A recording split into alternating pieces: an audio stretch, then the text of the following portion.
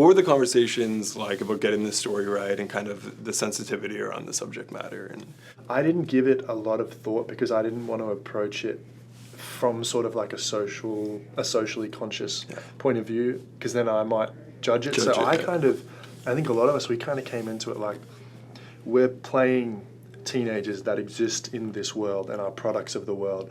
So to have those kind of outsider opinions on like a social construct, for me anyway, it would have thrown me. So I kind of just believed everything as it was and sort of behaved how he would behave. Obviously, with the show coming out and everything, like there's so many social things that people are going to take from it, but I can't say that I just sort of left the social politics to the side and just wanted to act. In episode 2, it's the reveal that Nate was the one texting Jules. Yeah. What was your reaction to kind of figuring that out? And I saw the rest of the episodes, so I know kind of how that turns out, but what was your take on it? It took weeks of sort of book work, and Sam and I worked we were quite ambiguous with it the whole time. Like sometimes we didn't even know why he was doing it, whether it's to manipulate her or whether it's because he actually has feelings for her. And I think that was the best place to come at it from. Walk that line of both. Yeah, because I don't think he knows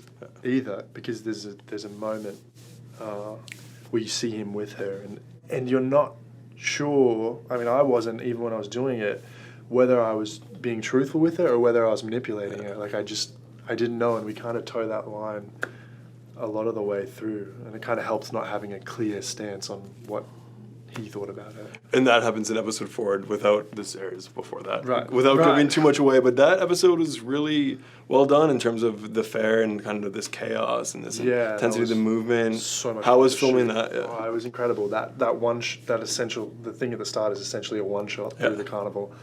Incredible. So cool, and shooting it was so cool. We had these cameras on cranes, and they'd go through stitch points and then carry the girls up the Ferris wheel and then drop back down to me, and it's all practical. Like there's no green screen. It brings you in there. You feel like you're there, kind of. Yeah, and you don't want to be. We built a carnival in Pomona. They built an entire carnival in the middle of nowhere. So this fully functioning carnival with tracks all through it, and the tracks would the cameras would just pop out from behind a ride and then swim behind this thing, and then you'd have to get from this side of the carnival to that side of the carnival and then continue your dialogue.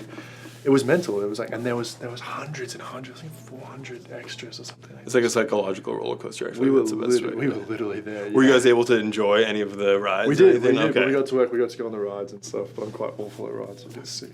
You get sick on rides? Yeah, it's terrible. Just like motion sickness? I get sick like spinning in circles. Yeah, I think most people do. I don't know.